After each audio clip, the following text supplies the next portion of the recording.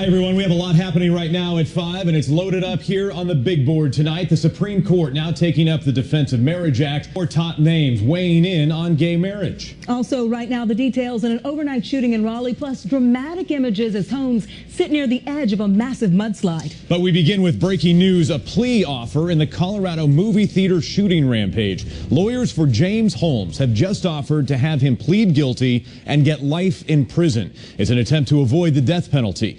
Prosecutors have not yet accepted the offer. They say they may want to pursue a death sentence. A decision is likely to come in the next few days. Prosecutors in Colorado were expected to announce on Monday whether they'd make this a capital case. Holmes is facing dozens of murder and attempted murder charges stemming from that shooting spree inside that Aurora movie theater last summer.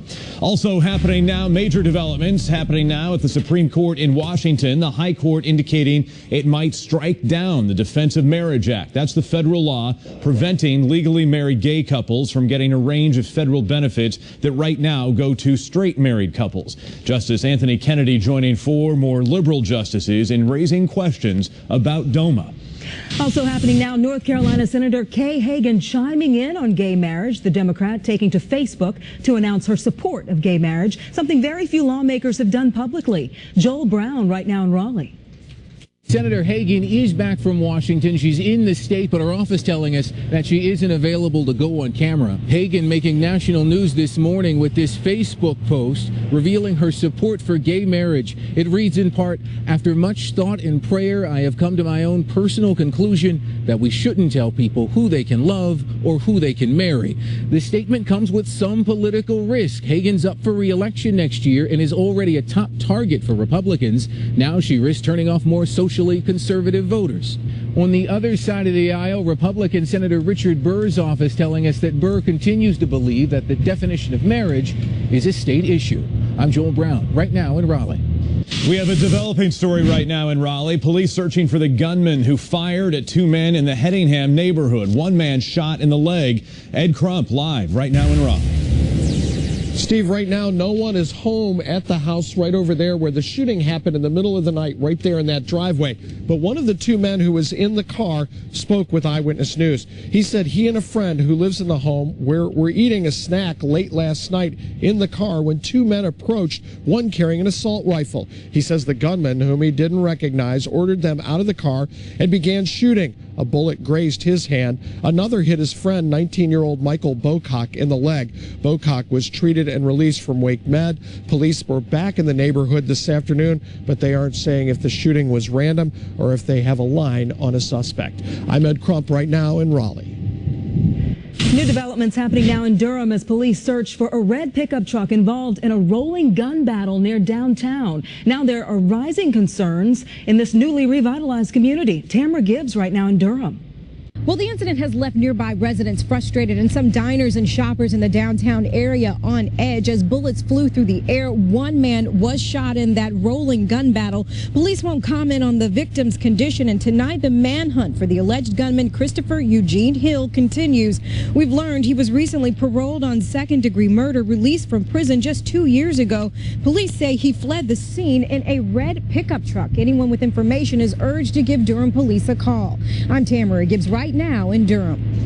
An update right now on the road rage shooting caught on video. It went viral on Monday, and just a short time ago, Bradley Turner faced a judge in Carteret County. You can see he's still sporting that black eye from the beatdown. The judge told him he could spend 4 years in prison if he's convicted. Turner claims the driver of the pickup truck cut him off with his wife and toddler in the car, but when he confronted the driver and his buddies, they came out swinging, and that's when his wife pulled out a gun and handed it to him. New details right now about a serious crash on I-40. This was breaking news this morning. One driver is in the hospital tonight. Another may face charges. An eyewitness says the SUV ran off the road, slammed into a guardrail, and ended up in the middle of the interstate with no lights on. That's when a Sheetz van, unable to stop, slammed into the SUV. Then a third car collided with the wreckage. Now to breaking news happening now. We're in the breaking news center watching this incredible mudslide in the Pacific Northwest. This is in Washington State. Amazing images coming in from Whidbey Island. This is north of Seattle. You can see this complete drop-off. That side of the mountain just came tumbling down. Right now, at least 20 homes have been evacuated as the earth continues eroding. So far, only one home has been damaged, but many others are in serious jeopardy. Tonight, authorities are blaming a buildup of moisture in the ground, but they say there has been no rain in the past day or so. The road and the power and the water all shut off tonight to homes that are down below on the beach. They say the area will be isolated for the foreseeable future. Major new developments happening right now in the Tucson shooting rampage that injured then Congresswoman Gabrielle Giffords. For the first time, hundreds of pages of police reports had been made public. In them, new details about the suspect, Jarrett Loeffner, including the fact that his mother told police after the attack her son was a loner and had a major meth addiction, and she had recently taken a shotgun away from him. 6 people died in the shooting rampage. Loeffner is now serving 7 consecutive life sentences. More fallout from the Steubenville, Ohio rape case. 2 teenage girls facing a judge this afternoon accused of threatening the rape victim on Twitter. Both girls entered a not guilty plea in juvenile court and were released today on house arrest. The 15 and 16-year-old girls allegedly posted the threats the very day 2 high school football players were convicted of raping a girl. Happening right now in Raleigh, a new push to fight domestic violence. Already 2 homicides this year in Wake County have been linked to domestic violence. A rally and silent march held this afternoon. Caitlin Canute in downtown. We're here in downtown Raleigh where this rally is just getting done. They did a silent walk around the streets of Fayetteville, again in protest of domestic violence. The issue itself, trying to raise awareness about this prevalent problem. Also, some of the people who came out today did so specifically in support of Crystal Delgado. She's the woman who was charged with fatally stabbing her live-in boyfriend earlier this month. Many of her supporters say this was an incident of her protecting herself from domestic violence. Now, this rally just wrapped up, as did that silent march that you saw here. And as people were leaving, they were reminded there are resources out there that are available should you find yourself the victim of domestic violence or should you know someone else who's in one of these situations. And we'll post that information on our website, which of course is abc11.com. Right now in Raleigh, I'm Caitlin Canute. Happening now in Washington, history for the Obama administration. Julia Pearson sworn in a short time ago as the first female director of the Secret Service. Pearson, who most recently served as the agency's chief of staff, is taking over from Mark Sullivan. He announced his retirement last month following the Colombian prostitution scandal. Happening now in North Dakota, lawmakers banning abortions when a fetus's heartbeat can be detected. It's the toughest abortion law in the nation. The law also requires a doctor who performs abortions to be a physician with a hospital admitting privileges. The state's Republican governor says he expects the law to be challenged. Happening now in Raleigh, students fighting for funding. Dozens of students rallying against proposed budget cuts to the UNC system. Governor McCrory wants to trim millions of dollars in state funding and perhaps close some college campuses. Cheyenne Rodriguez right now in Raleigh. This small group of students came from different campuses across the UNC system. They are here to protest the proposed cuts to the system. Governor Pat McCrory has proposed more than $50 million in cuts he says will help the government run more efficiently. There's even talk of closing some campuses, and out-of-state tuition hikes are on the table. These students say they came here to protest because they want Governor McCrory to hear their message that there is money somewhere in the state to fund education. I'm Cheyenne Rodriguez right now in downtown Raleigh. Happening right now in Wilson, all the free food now gone. About 2,000 residents with low or no income lined up for a free food giveaway. About 4 times a year, the Opportunities Industrialization Center hands out bags of groceries. The next big giveaway will be in May. Now to the weather happening now. Here's a live look at the downtown Raleigh skyline. Bright sunshine today, but it's still a little cool. Fortunately, spring may be just around the corner. Chief Meteorologist Chris Homan in the downtown Raleigh Storm Center with the details on that. Chris?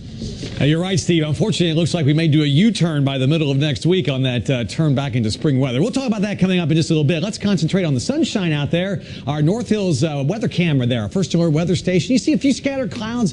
It's nice sun-wise, at least in most spots, but temperatures still still way below normal. 50 degrees in Midtown Raleigh, 51 Raleigh-Durham Airport, 54 in Fayetteville, and still in the 40s along the Virginia border despite that sunshine. Through the evening hours, the winds, too, will be up there 10 to 15 miles per hour as we head towards 7, 8 o'clock, especially once the sun goes down. We'll fall quickly into the 40s by 10 o'clock, lower 40s, midnight right around 40, into the upper 30s early in the morning hours, and by tomorrow morning, many spots at or below freezing. Heavy jackets, you needed them all month long. You need them again tomorrow morning. We'll talk about that warm-up, what it looks like for the Easter weekend coming up in just a few minutes. Steve? All right, Chris, thanks. We have breaking news coming in from Johnston County right now. Chopper 11 HD just arriving on the scene of a crash near Clayton. This is on Slate Top Road and Government Road. You can see that yellow FJ Cruiser on its side in what appears to be a T-bone accident. We've not gotten any word yet of people injured or the severity of those injuries. We'll have more details for you as we get them here into the Breaking News Center.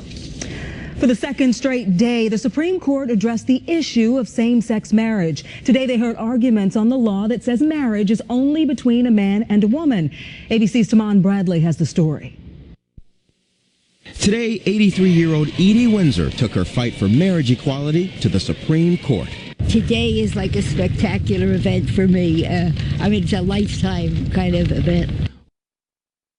Have announced they've changed their minds about it. Tamon Bradley, ABC News, Washington. The brother of George Zimmerman sends a racially charged tweet about Trayvon Martin. See what was said about the teen who was shot by his brother and why he's now apologizing. That story is coming up. And check out the really close call for the driver of a city bus. He manages to duck just in the nick of time. Wow, and coming up new at 5:30. Because I see the other plane, they shut them down.